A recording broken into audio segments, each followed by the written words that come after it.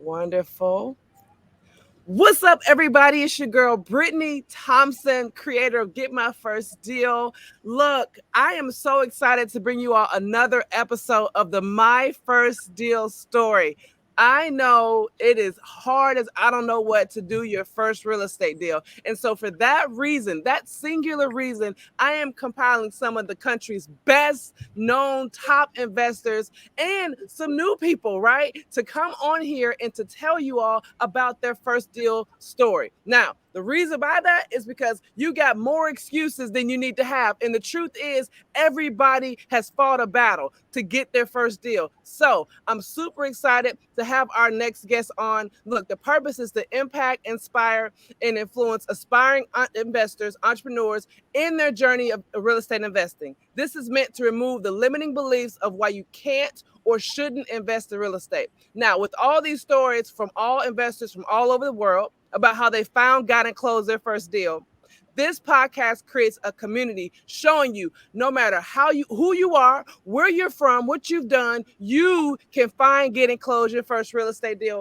Welcome to the show, Eric Brewer. I am super excited. He is the president of Integrity First Home Buyers, has done crazy deals, got crazy relationships, but he's going to break it down how he even got into this business. So welcome, Eric Brewer in the building. Thanks for having me. I got to ramp up my energy here a little bit.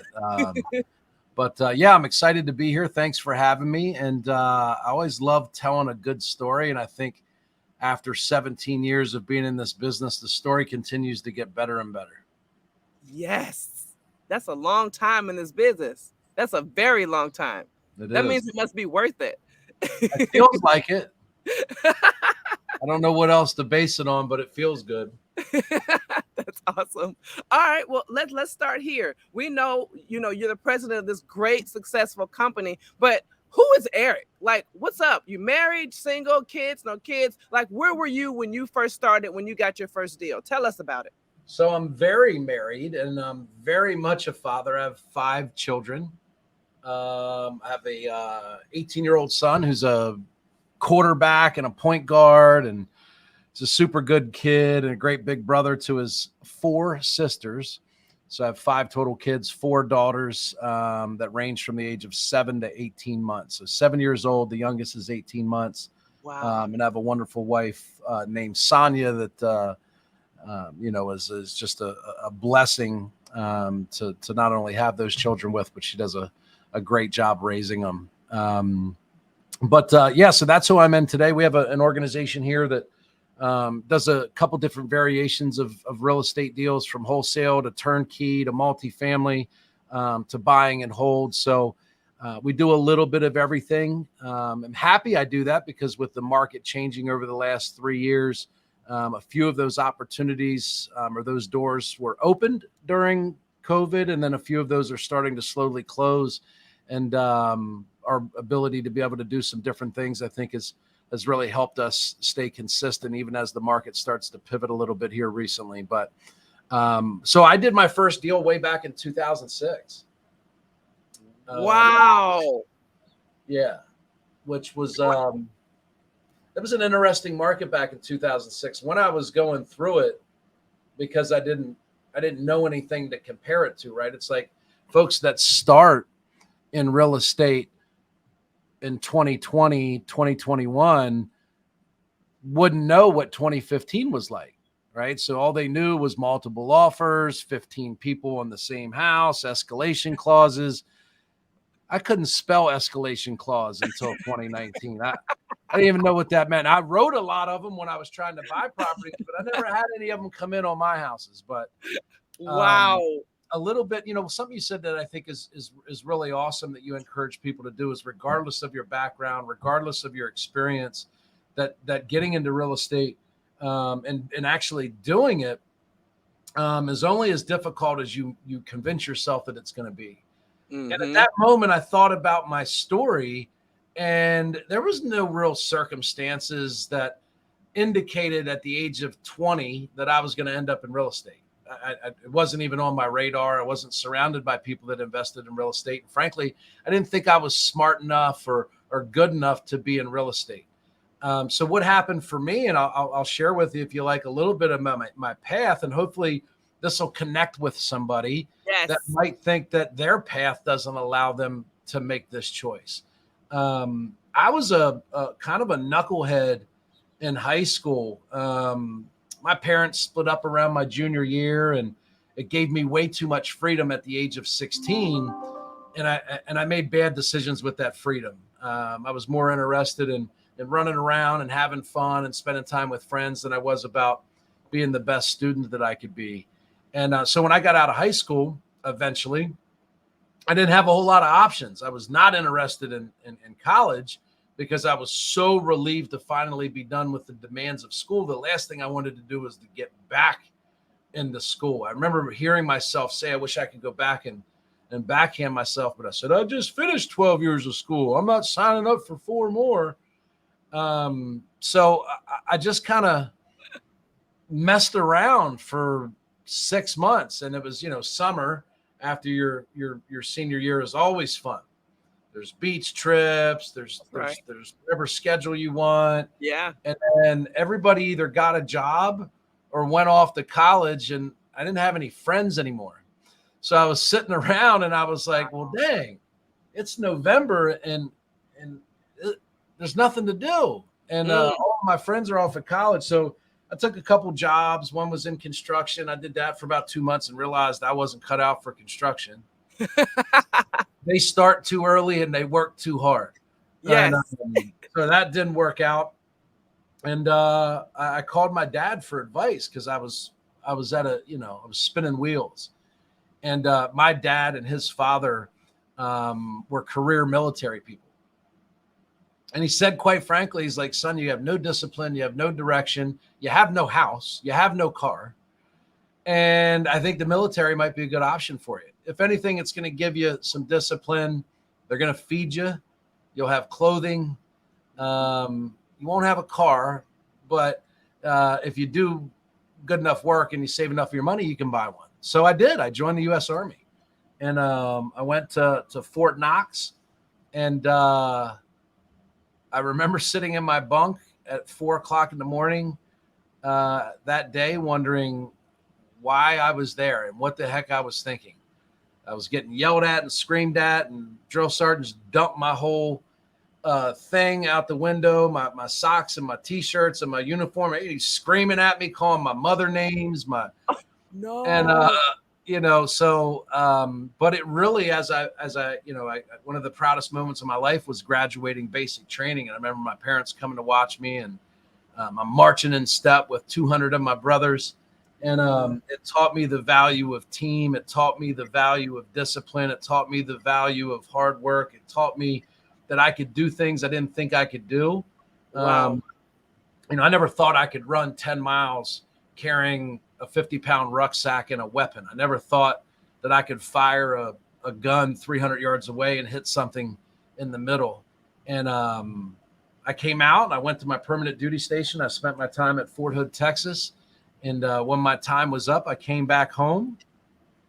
And turns out there was no civilian application of the training that I got in the military. I was trained to work on the communication devices in Chinook helicopters.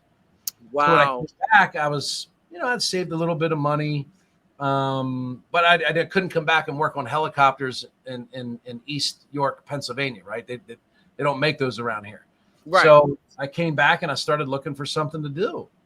And I was reading the newspaper, and because people still read the newspaper back in 2000, whatever. No, this would have been like, geez, 98, 1998. And I saw an ad in the newspaper that said lot porter. And the regular words for that means you park cars at an auto dealer. Ah. And it happened to be a Mercedes and a Toyota dealer. And I was like, well, dang, I Okay. can drive around these cars all day. And I think it was like $7 an hour or something like that, which back then was like pretty good money. And I didn't Yeah. have to do manual labor. So I set up an interview. I went to the interview, and the only non-military clothes or denim that I had was the suit that I wore to my senior prom years earlier. So Wow. I wore that bad boy to an interview for a $7 an hour job.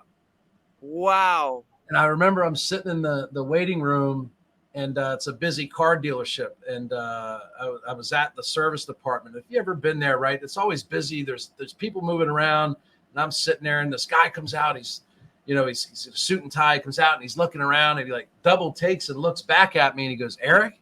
And I stood up at attention like I was taught in the military. I go, "Yes, sir." And he goes, "You wore a double-breasted pinstripe suit to this interview?" And I said, "Yes, sir. That's all I had, sir." And he goes, "You're hired." Wow. That was the end of the interview. And so we went back and did paperwork. He described the job to me. I'm like, "Yeah, man, that sounds great." And so I started like a week later or something like that. And I'm doing my job. And part of the Mercedes dealership was that they would pick up and deliver customers' cars. So I would drive an hour away, pick up this $100,000 Mercedes and drive it back. So I'm like, man, this is sweet. This is good work. Wow. And but it didn't pay a lot of money. And at that point, I'd come home and I was fortunate enough to be able to stay with some friends for a little bit, but didn't want to overstay my welcome. I'm like, I need to get another job. I need to work 2 jobs to make money because I want to pay rent. And back then I knew that was going to be $500-600 a month. So I was explaining that to my manager, and he said, "Well, you leave here at 4 or 5 o'clock each day." He said, "We're hiring in the detail department. They wash cars for sales up until 10 o'clock at night." And I said, "I'll do it." So I would leave at 4 or 5 o'clock from my first job at the dealership. And then I would go over and wash and detail cars. So I would show up around 7 a.m. and I would leave around 10 p.m. So I was working, 14-hour days, but I was making good money. So I was able to get an apartment, ended up buying myself a vehicle. And then after like 6 months of doing that, the owner of the dealership, I still remember his name. It was Albert Deal. And I worked at Deal Motor Company. And he must have taken notice because one day the service director calls me over and he goes, "Hey, we'd like to promote you to a service manager." And I was, wow. And he goes, "Mr. Deal came to us and said, 'Who's this guy that's here every morning when I get here and every night when I leave, he's still here? Does he sleep? He's the hardest working guy in the dealership." And they said, "Well, that's Eric." So, they gave me this assistant service manager job, which means when people come in, they go, "Hey, I need an oil change." We look at the mileage, the condition of the car, and then we're responsible for making preventative maintenance suggestions based on things that we see. So I did that. I didn't know anything about cars. I liked them. I drove them. I owned them. But I still to this day, I'm 47. I don't think I've ever changed my own oil because I don't know how. Wow. And it takes a lot for me to put air in a tire. And so I would always ask the technicians, "Well, you say he needs this. Why does he need it? What happens if he doesn't do it? What's the benefit if he does do it?" And then I would take that information, and when I called people, I would treat them as if they didn't know anything about a car. Turns out it was a great approach because the amount of service that I would sell to a customer of mine was 4 to 5 times more than the other people doing my same job. So I got big bonuses. My customers were very happy. And I started to gain some recognition from the dealership. And eventually the sales manager came in and started recruiting me to go to sales. And I was really nervous about that because I was like, I can't do sales. Like I had this perception of what sales is. I had this limiting belief of what was required of a salesperson and didn't see myself as someone that could be a salesperson. And then one day I just was like, bump it. I'm going to do it. And I texted, and I don't think we were texting back then. I probably called him. I don't think we were texting in 1999, but, and if it was like, if you wanted to use C, you had to hit the one button 3 times before. Yeah. So it might've been that, but I said, I'm in. And I started on June 17th, 1999. And at that time, if you got to 20 sales as a salesperson in a month, you were normally the top dog. And so I started on June 17th, and I just talked to everybody. If someone was near the lot, I would go help them. And I liked it. I was a little nervous, but I was doing good. And I had no idea how many cars I sold until the end of the month. They pulled me up to the sales desk and told me I was salesman of the month. And I started on June 17th, and I sold 21 cars. Oh my God, that's insane. And I thought, if you'd have asked me, I said, I don't know. I think I got like 8 or 9, because it didn't matter. I was just talking. That's it. And and then every month, I think every month from there until I got promoted to management, I was salesman of the month, salesman of the year, set a couple records on units. I sold 35, 36, 37 cars a couple times. And eventually got into sales management, and then spent 8 years in the car business. And when I left, I was the general sales manager. We were selling as a company about 500 cars, new and used. There was 200 people that worked at the dealership. So it was a remarkable sort of path that I had, that I learned the service side of the business. I learned the sales side of the business. I was able to be introduced to marketing and how to manage people, how to recruit people, how to hire people, how to fire people, how to recruit people. I ended up making a decision to leave around my last year, was when my son was being born. And it's not quite like this, maybe as bad today, but I can tell you back in the late 90s, early 2000s, if you were a manager in the car business, you worked 75, 80 hours a week. And I just knew, I was like, hey, I can be a really good sales manager, or I can be a really good dad. And I made the decision I wanted to be a really good dad. And I knew that that meant that I had to give up my career. So I did. I left the car dealership, which is the only thing at that point I knew. And I was bad at fixing helicopters. I didn't like it. So I tried to get out of it every chance I could. So I wasn't good at my job that I did in the military. I was really good at car sales, but I effectively decided that wasn't the path for me anymore. So what am I going to do? So again, I reached out to my dad, and 2 times at least in my life, I remember him telling me, he's like, just figure out what you like doing. He's like, it might feel like it's car sales. He said, but there's something about that makes you feel good. What is it? That's good. And I said, I think it's sales. And he goes, but what really is sales? I said, I think it's helping people. He goes, I'd agree. He goes, so why don't you just find something else in sales that's not selling cars? Maybe it provides a little bit more freedom with your schedule. And so I started looking around and said, what different things could I sell that would provide some freedom, that would provide the opportunity to earn a high income? And I landed at real estate.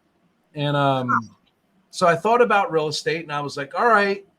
I said, one of the things I think that made us really successful in the auto business was our understanding of finance. So, I mean, there was literally people that would come to our dealership and they'd say, I have a trade-in, my credit's not the best, I've been to 5 dealerships, can you help me? And because we had expanded banking relationships, and we understood the difference between a short-term loan, a long-term loan, down payment, interest rates, leases. Back in the late 90s, nobody even knew what a lease was. Now they're super popular.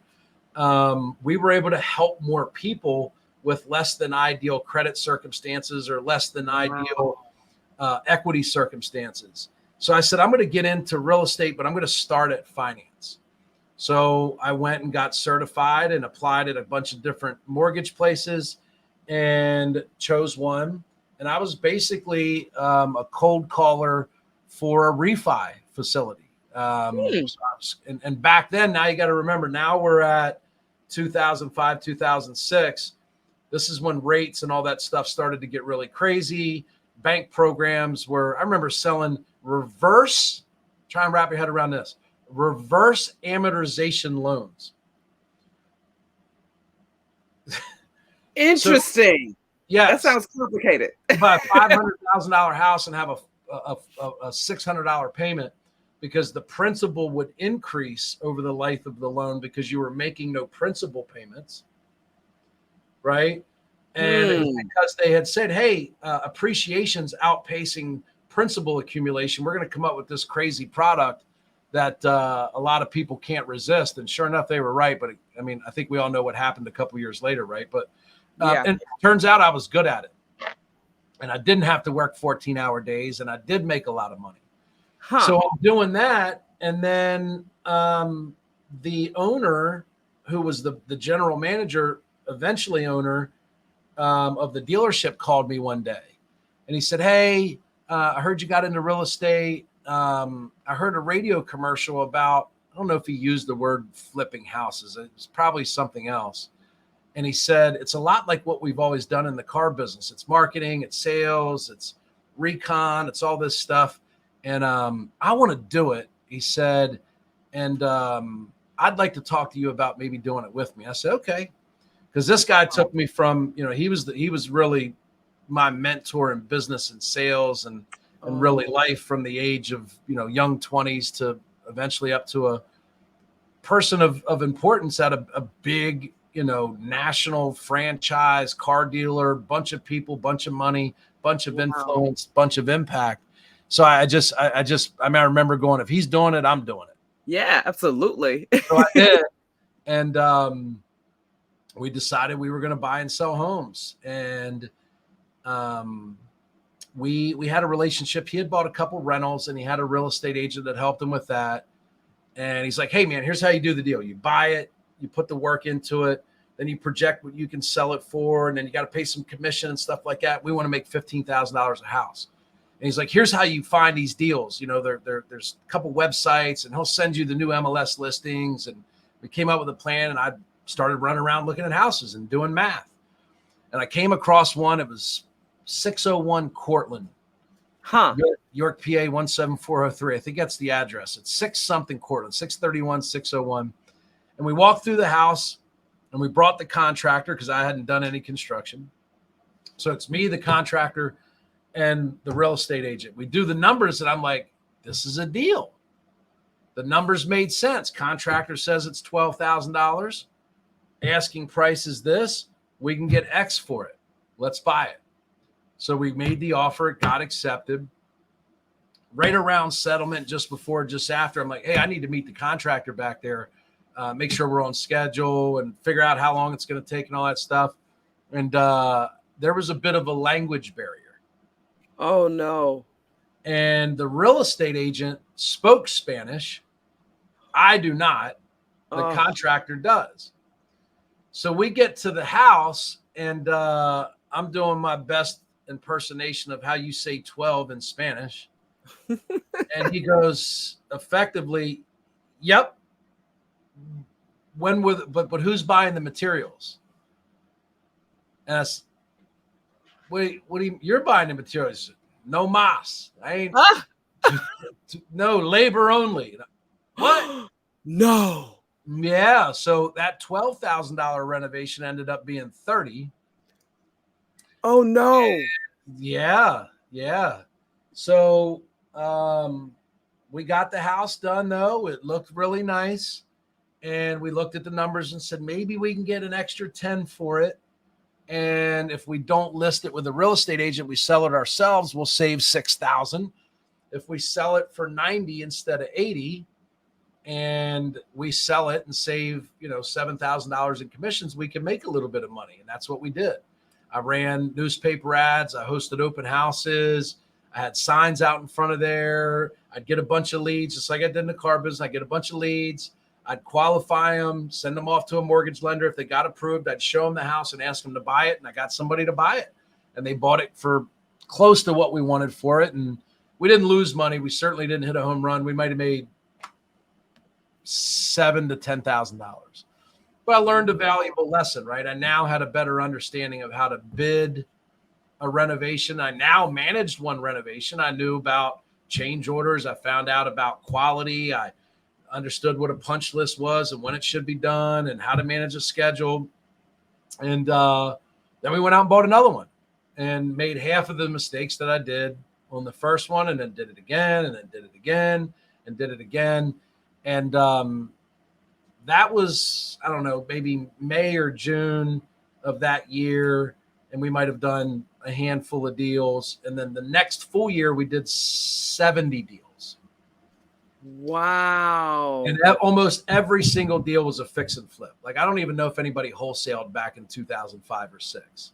Wow. It certainly wasn't accepted the way that it is today. Like, I remember real estate agents just, refused to deal with wholesalers. Like, there was a ton of negative language around it. They saw them as unethical. They saw them as competition. And now I think you certainly have seen there might be some of that sentiment, but real estate agents have learned to work together with wholesalers, and wholesalers have learned to work with real estate agents. And now they're able to do a bunch of business together rather than criticizing each other or trying to spend any energy on anything that isn't productive. And so we bought 90% off the MLS, fixed it up, sold it on the MLS. Then we started doing some billboards, started doing some TV, did a little bit of like pre-foreclosure mailings, and then started to get some direct to seller business. So that's my first deal. I'll stop there. Don't want to make get too far and not give you the opportunity to ask some questions, but that's the story of my first deal.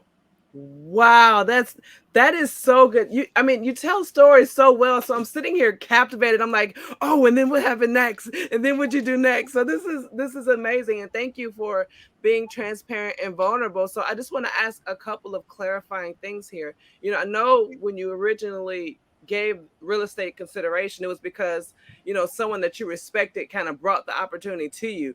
Did they coach you through different things, or did they just say use these tools and do this and this will work? We were both learning at the same time. Wow. But what we did do is he actually found out about like the concept of flipping houses from a radio commercial for a place that it's a brick and mortar real estate investing school. It's called Investors United in Baltimore, Maryland. So they run radio commercials and then they host open houses twice a week. They get 50 to 100 people in there. They go, hey, you get people to call you. You buy their house at a discount. You assign it. You make $10,000. You do that 3 times a month. You're a millionaire in 10 years. Woo! And at the end, they say, if you want any more information, go to the back of the room and sign up.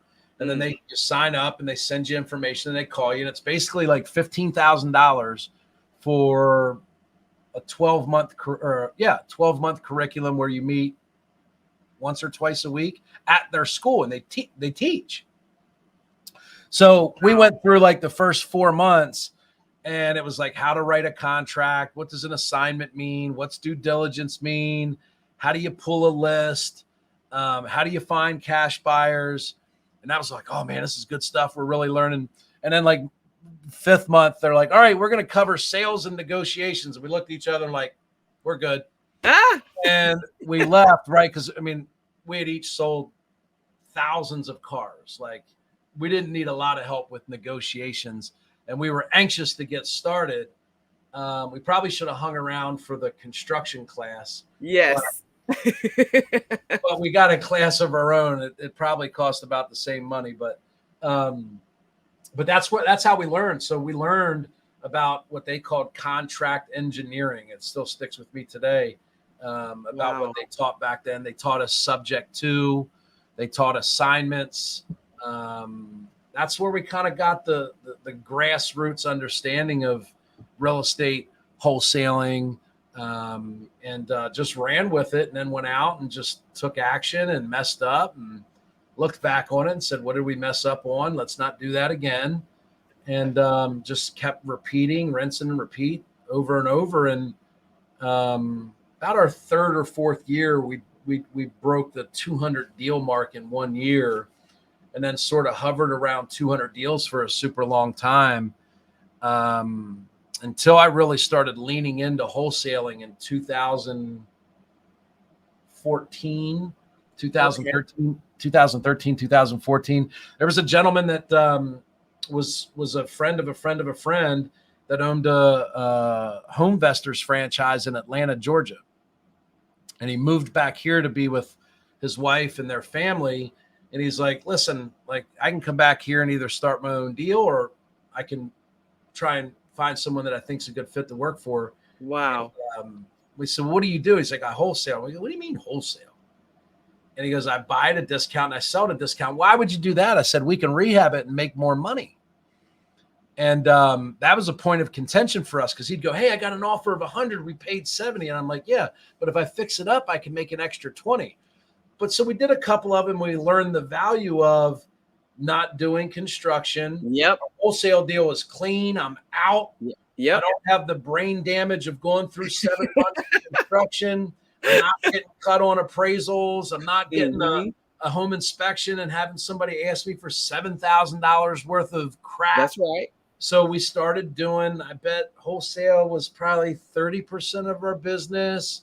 70% was fix and flip. And then we worked very well together for several years. And then he went on to pursue his real passion, which was being a money manager and a investment consultant. And but now we learned wholesale, right? So we got really, really good at generating leads and marketing and acquisitions and understanding how to buy at deep discounts and then establishing what we would wholesale versus what we wanted to keep and flip or what we wanted to keep as a rental. And now we might hit 400 deals this year. We did what? High 300s last year. And it's probably like a 40% construction, 40% novations, 20% wholesale. Wow. So yeah, that's what we do now. We have 46 employees. We're in 3 different states and about 15 different counties. Wow, that is so impressive. And it all started with doing one deal. It did, a bad deal at that. But bad deal. I think about it. I actually made money a little bit on that deal and learned probably as much, if not more, than I did in investment school. Yes. Back then, we were at a disadvantage. There wasn't podcasts like that. Podcast right. wasn't a thing. YouTube wasn't a thing. You couldn't go anywhere to get this information. Folks that are thinking about getting started, that are tuning in to watch you, are extremely blessed to have access to that information, because I can tell you, what is that, almost 20 years ago, the only way to learn was to really either find a mentor, and people weren't so eager to share back then. Right. Yes. It's not like somebody, unless you knew somebody or you were related to someone in real estate, it was this very tight-knit group of people that kept all those secrets to themselves. And now it's like, you only have to make the decision to go out and learn, and then be willing to go take action and implement what you've learned. And it may take 2 or 3 tries. It may take 22, 25 tries, but it's just a matter of time. If you're willing to learn a little bit and you'll go sort of swing for the fences, you're going to figure it out. That's so good. And thank you for speaking to that. I was actually going to ask you, I don't know if you remember, but how long did it take you between having that conversation about real estate in general to closing? Because that's different for everybody. So it was probably, let's say we talked, and then I buttoned up and left, finished out my obligations at the mortgage company. Then we showed up at an office one day and said, all right, let's get to work. Simultaneously, we were going to the school. I would say it was probably 90 days. Wow. From when we met for lunch and I was introduced to the idea to when we got our first property under contract. Then it was another 3 months until the renovations were done, another 2 months before someone agreed to buy it, and another 45 days before we went to settlement. So all in all, maybe 8 months. And then Wow. as we were renovating that house, we were buying some other ones and getting, a couple deals. But I would say from the first time I was introduced to the thought of doing it to the day I got the settlement proceeds was more than 6, less than 10 months, somewhere 6 Wow. to 8 months. Wow.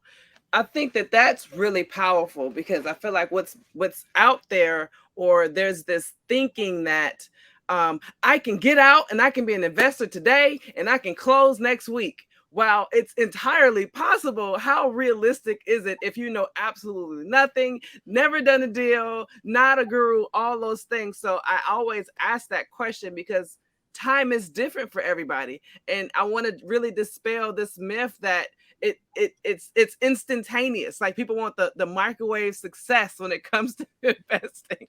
They don't want to What's feel it. the old saying is it took 20 years for me to become an overnight success. I think that was maybe Floyd Mayweather may have said that, or a very prominent athlete said that because a lot of people like, man, he's over. And he's like, I've been working at this for 20 years. Nobody paid attention when I was working out in a cold dark gym. They didn't pay Right. attention until I was in the spotlight. He goes, but I didn't just show up here. It took a lot of hard work. So I mean, I think it's probably that can be quicker these days with the Yeah. access we have to data and headsets and multi-dialers and texting and all that stuff. You can maybe get a deal, in your first 30 days. But if you don't get one in your first 6 months, it doesn't mean it's not going to happen. It just Right. hasn't happened yet.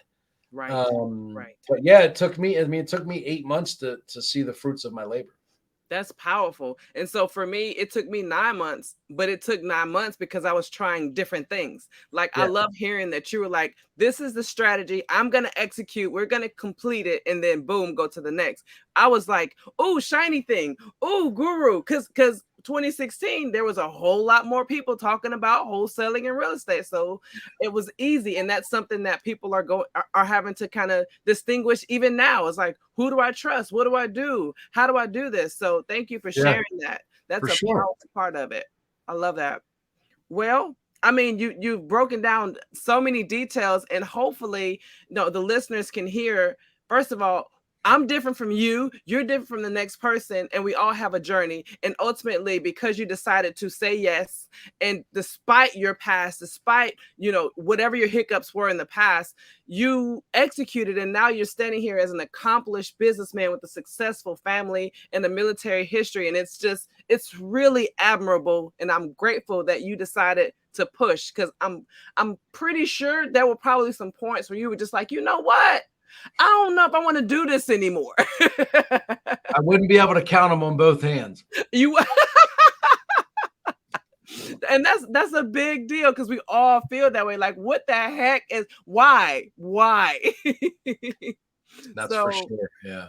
thank you for sharing that, and giving your time. I'm definitely going to ask how people can reach out to you if they have more questions or just want to learn more about even investing in Pennsylvania. What is one limiting belief that you had to overcome? That external circumstances controlled my ability, willingness, or that outside influences, outside circumstances have more control over than I do. Like Wow.